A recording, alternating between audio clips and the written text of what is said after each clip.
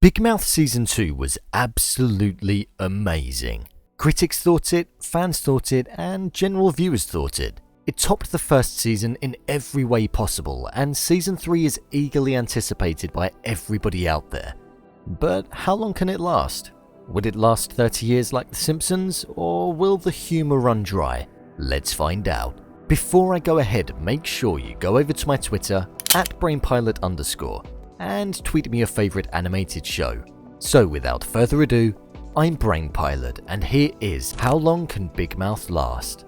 With animated sitcoms, they seem to be all the craze right now, with Netflix releasing one every month or so. This year, we've had Final Space, Disenchantment, BoJack Season 5, Paradise PD, Big Mouth, F is for Family Season 3, and we've also had Super Drags. Out of all of these shows just mentioned, I would say the most well-received were BoJack Season 5, and of course, Big Mouth. But why is that? Well, there are a couple of factors. The first one that I'm going to touch on is the humour. The humour that Big Mouth has is very individual, and there isn't a show out there that pushes the boundaries as much as Big Mouth does. If I were to compare the humour of this show, I would say it has the explicitness of South Park, but only really with the element of sex. This show takes an individual approach with its take on subjects that would normally only be throwaway jokes. Big Mouth, however, is a show devised on that subject specifically, and this is something that goes in the show's favour because there is no other way that the audience members can get their fix of that style of comedy from anywhere else. This leaves the audience wanting more and prepared to wait for the new season year after year. The characters are the next thing that allows the show to have the popularity that it does. Throughout the four main characters, there is somebody that you can actually relate to. They each adopt different personalities and are further along the puberty spectrum as time goes on. This allows you to form an attachment with a particular character. This is something that a lot of animated sitcoms fail to do. Take F is for Family, for example. I'm not sure whether it's due to the decade that it's set, but I don't feel as though it's as relatable as Big Mouth. But with Big Mouth, at some point in your life, you are one of these characters, and that's what's great about it. At some points, you're almost looking in a mirror, and you cringe and feel exactly what they were feeling. I have to say as well, the value that the Hormone Monster brings is huge. The fact that they created the dirty part of a person's mind and made him a physical being was genius.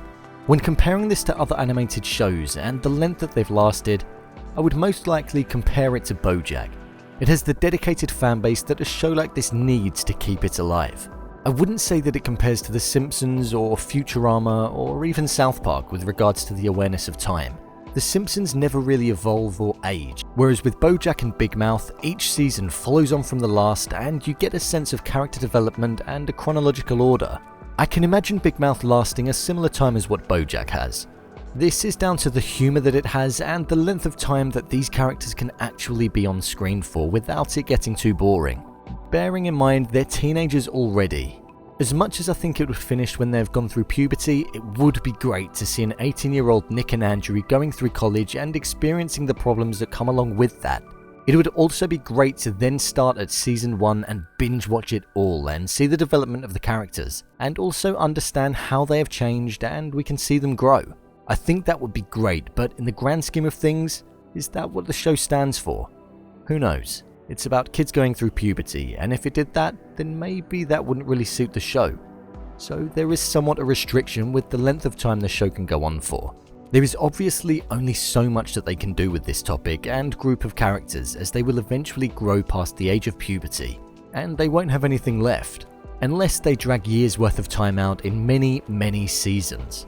But for now, it definitely works, and the demand for the show is there. I think this show has the potential to span the amount of time that BoJack has, and is, seeing as though it's going into its 6th season.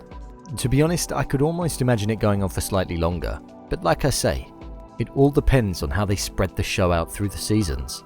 But when it does eventually finish, I'd like it to go out on a high, rather than slowly decrease in viewership and quality like so many shows unfortunately do. I can imagine this humour getting dry after a while and almost getting a bit predictable.